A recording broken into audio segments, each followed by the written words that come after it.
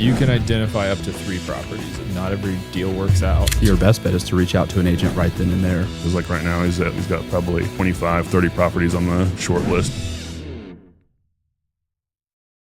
Maybe our main bread and butter at Intrigue is helping people convert to higher rent to price ratio. So that's, I feel like when I speak to, I mean, literally, but right before I came in here, it was like I had a call with a prospective new client that was looking at the Indianapolis market, and he was based, I think, in like Chicagoland somewhere, and he owns some rental properties there. And he's like, yeah, the prices here compared to the rents, I wouldn't be able to cash flow on anything. So I think a lot of people look at our market in Indianapolis as just having that better rent to price ratio. Oh yeah, absolutely. That's a common theme on almost like every single investor call that I get on, because they say whether they're like in California, especially like California pricing, like 1.4 million might get you a cardboard box under the I-10 over there. It doesn't go very far out there, or like in Washington, like Seattle markets or Portland or Texas. I mean, Indianapolis is one of the most affordable metropolises across the U.S. I said that we kind of get spoiled here. As much as property values have appreciated over the last 10 years, we're still well below. I said that in some of those other crazy markets, like you were saying, in Chicago or any other major cities. So that's I think it's a great entry level market for any investor, especially first timers just looking to get into it.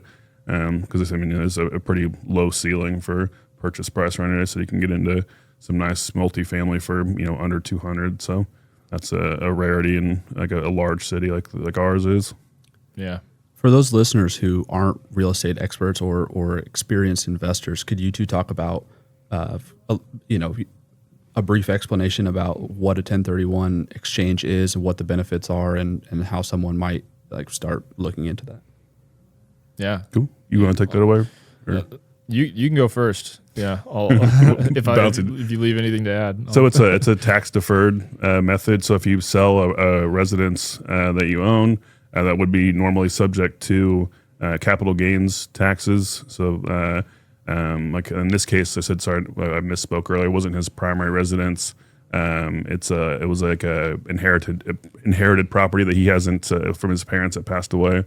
So that it wasn't his primary residence. So if you like buy a property and it's not your primary residence, you sell it subject to capital gains taxes. But if you roll those funds over into a 1031 exchange, essentially the proceeds from the sale of that property go into an escrow account handled by a 1031 agent.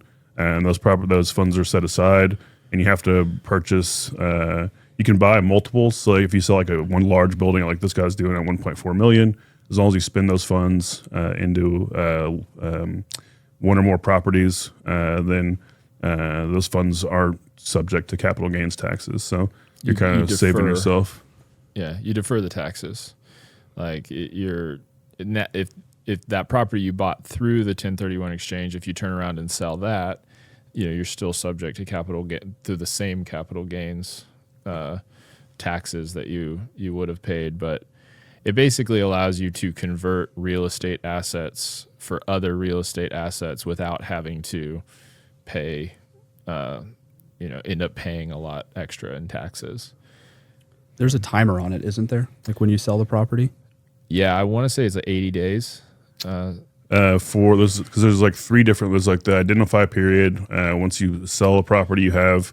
I thought it was might be 90 days. Yeah. Because you can also do like new construction, so that kind of helps with that. So if you identify if it's a proposed build, you can still purchase that property. So you still would fall within that like 90-day identifying. Or sorry, no, because the purchase window starts first. I think you have like maybe it's 80 days for the purchase period, and then 120 or something for the closing of the sale. So yeah, there is a timed so that you like once you sell the property, that once those funds are dispersed into that account for the 1031 exchange, you have a set period of time. I said just don't quote me on the time limit. I would consult with a professional on that, but yeah. So you have a set amount of time to identify, and then a set amount of time to close on those properties that you're rolling those funds over to purchase. Yeah. I had someone in my family reach out to me recently about it, and I said, I know a couple people who might be able to fill you in on more details about what a 1031 exchange entails. Yeah, First American Title also has like First American Exchange. That's the like two of the three 1031 exchanges that I've helped facilitate. I've been through them. They've been great. So they can handle that stuff. And then it's kind of nice being in the same, if we use First American Title for the purchase as well, so they can coordinate internally on those purchases, because they take care of all the escrow funds. Yeah. So we were both wrong. I think I said 80 days. I looked it up on ChatGPT because I was like, I feel like if I was listening to this podcast, I'd be like, come on, I need to know. You need our own Jamie that like Joe Rogan has to fact check stuff. Yeah, one of us has to be Jamie. So I think where I got 80 days from, the total exchange period is 180 days. But the identification period is 45 days, which is actually, because I remember every 1031 exchange I've done where, I've only done it on the buyer side actually, that's not true. I think I've had it one time where I helped a seller list a house that they were going to then do an exchange on. But most of the time it's been on the buyer side. And I remember that window is always it feels very tight. Like they go under contract, but I think I got to look at the details because you can have more. You don't have to close on all the properties that you identify. So there's like a fixed number. I think it's like 5 maybe or something. There's a fixed number of identified properties, and then say you you have like some backup plans in case one of them ends up falling out of contract or something. So you can say these are the 10 properties that I've identified that I'm interested in purchasing, but you don't have to close on all of those. Yeah, you can identify up to 3 properties, it says. So 3 property rule. More than 3 properties if their total fair market value doesn't exceed 200% of the sold property's value. So it's like if you're going to do a 1031 exchange, it is a good idea to identify as many properties as you can, because what we know from working in real estate is like not every deal works out. So you need to have like a plan B and a plan C. But that 45-day identification period, I think this is significant. That starts the day after the sale of your relinquished property closes.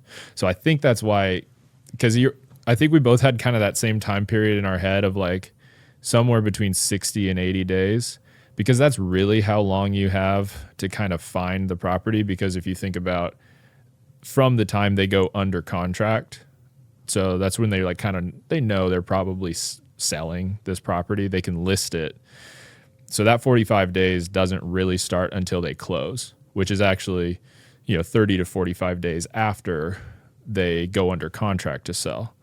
So really, I think from the time you're selling your property that's being relinquished, you actually have more like anywhere between 70 and 90 days.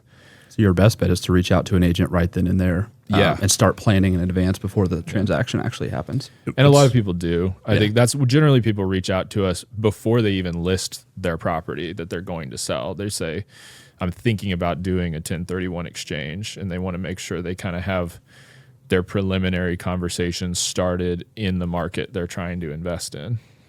Yep, that's what this client did. So once he was in the process of talking to the listing agent out there in Virginia and getting the property listed for sale, so that's when he reached out to me, and so that's when we set up those searches. We kind of talked about what his investment plan was and what areas to look in. So we kind of honed that in and set up those searches through the MLS, so we could kind of start pre-vetting properties. And then once he went under, so he just went under contract into last week. So that's when he was like, okay, let's kick this up a notch. Let's start going filming some walkthroughs. Let's get some properties lined up and whittling this list down, because right now he's got probably 25, 30 properties on the short list right now that we're looking through. So we're kind of going through and talking them through one at a time and figuring out which ones would be the best fit. Because the one thing about 1031 exchanges, you can't use those funds for renovations on a property. So anything, it has to be the purchase, it has to all go towards the purchase price of the property. So trying to find stuff that's close to or at a turnkey. This is so that because he does have some extra slush funds outside has some liquid cash to use for some renovations, but trying to keep that to a minimum. Yeah. So you can't use those funds for renovating the property. It just has to be for the purchase price. You can check out our full library of episodes wherever you get your podcasts.